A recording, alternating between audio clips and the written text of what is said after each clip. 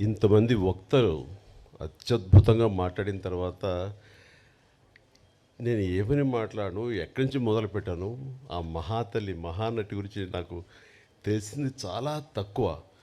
దాన్ని ఎట్లా నేను ఆవిష్కరించను అనే ఇందాక నుంచి మీమాంసలో ఉన్నాను. నిజంగా కూడా చాలా కష్టం.